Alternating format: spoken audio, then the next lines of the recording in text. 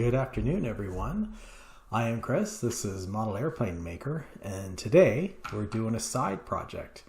This is the Cobi Corsair. Not all that different from the Lego that I built as a kid, except the parts are certainly more varied and have much nicer shapes. I really wish that I had Lego like this when I was a kid. At any rate, I'm going to take you through this build. It's a lot of fun, and hope you enjoy.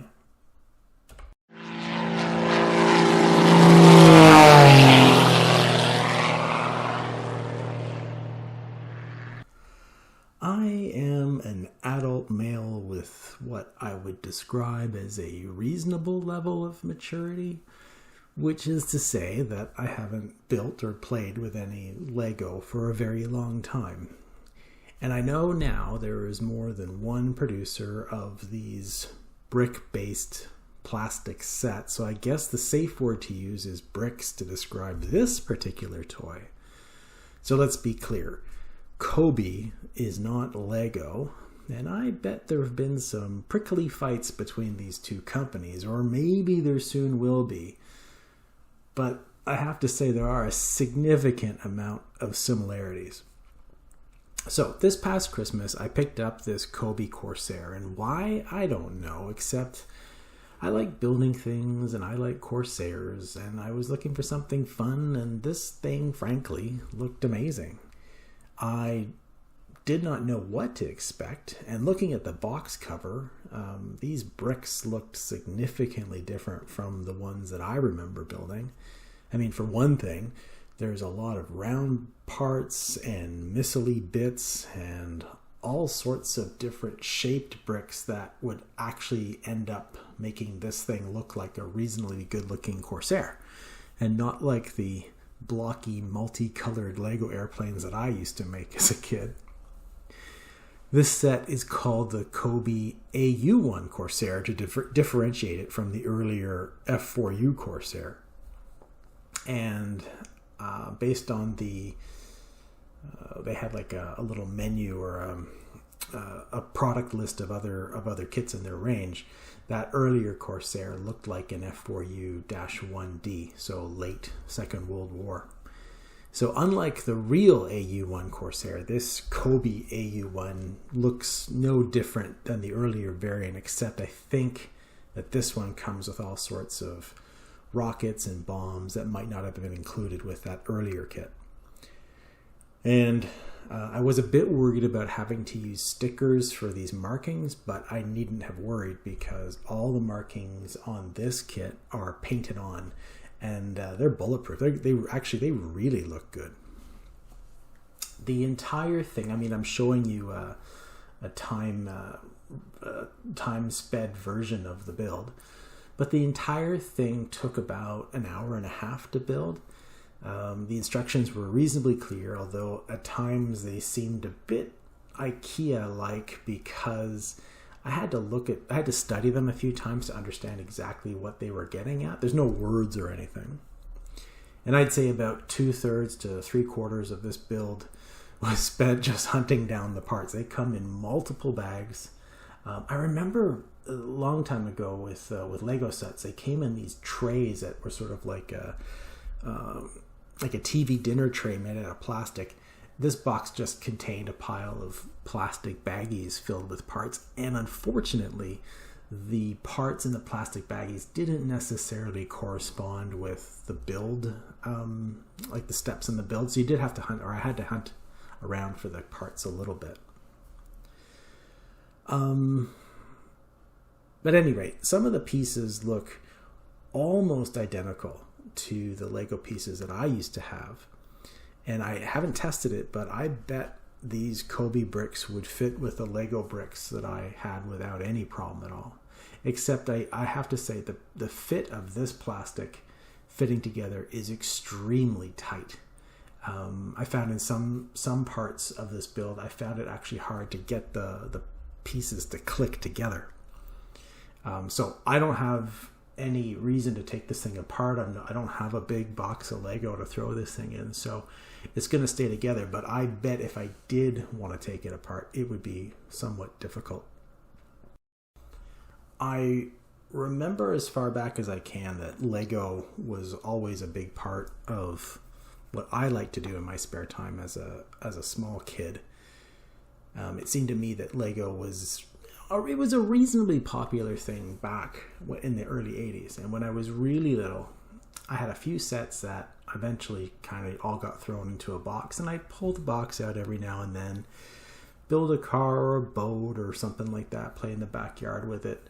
But, then that thing got put away.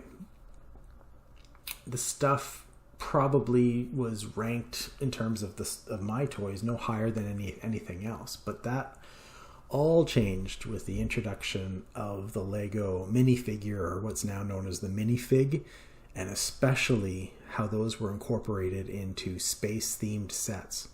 And let me tell you, that's when Lego went off like a bomb. Everyone I knew had Lego, and especially space Lego. I think that the one key set that I remember the most was this spaceship set that I got one Christmas. Now I'll just take you back a second. At the time, there was a big toy store that was 6 hours away from our house. I'd only get there maybe once a year when I visited my grandparents. And it was sort of a promise that if I was a good kid for the entire car ride, I was bribed that I could go to this toy store. Now, the toy store was located inside of a grocery store, of all things, called the Highway Market. Pretty generic name that really didn't indicate how special it was inside.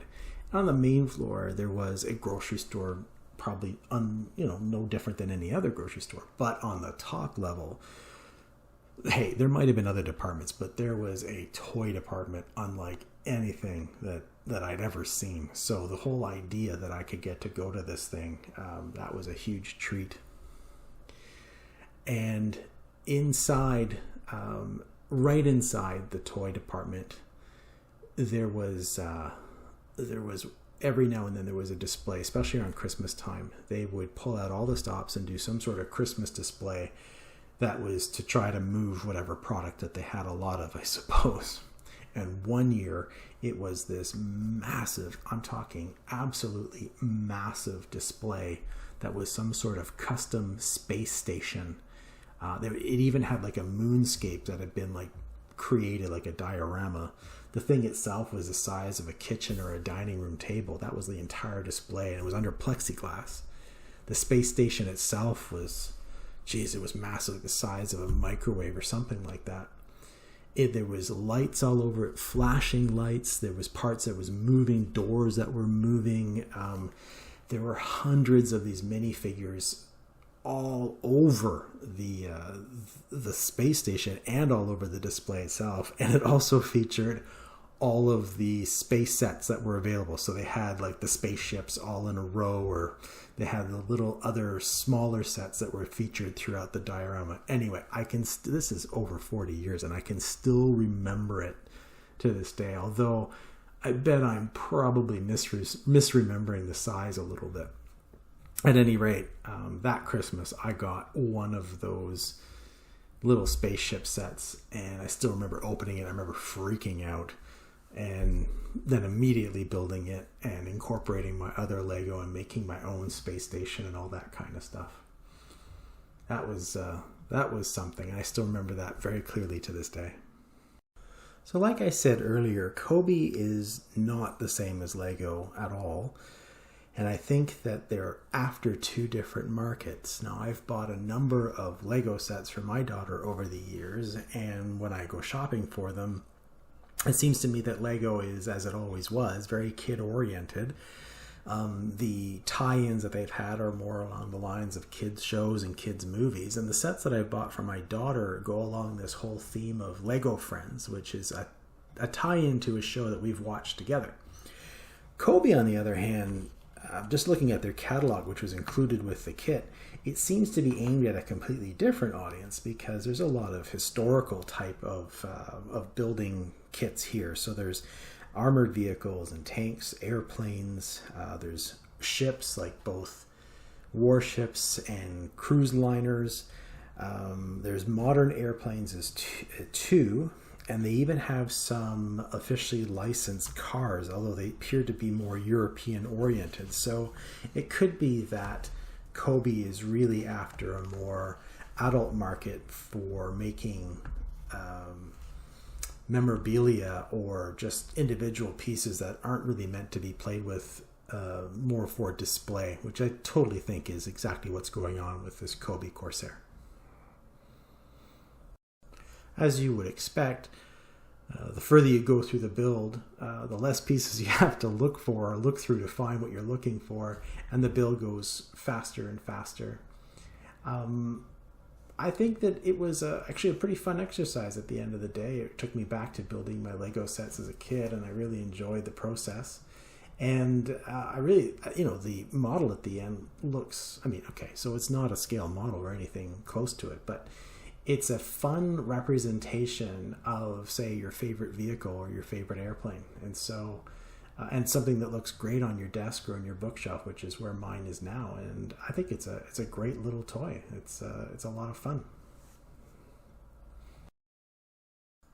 Supporting this idea that these sets are made for not a toy, but more for a enthusiast or collector, is the fact that they come with these nice display stands. They're fairly sturdy, but the stand itself is a little bit spindly. And I'll say that because at the end of the build, the Corsair is actually quite heavy. I was actually very surprised at how heavy it was. So once it's mounted on top of this spindle on the display stand, it's a little rocky. It's certainly not something you'd want to be walking around with, but it should be fine on a shelf or a display case. And so there we are. We have the completed Corsair build. There are quite a few other models in this line. So if you're into Spitfires or ME-109s or something like that, there's a whole pile of different ones. And I have to say that it's a fun little build. It's something different to do. I'm crazy about Corsairs, so I just like the idea that I have one of these brick sets to display. If you enjoyed this video, think that others might too, please like and subscribe. And until next time, have a great day.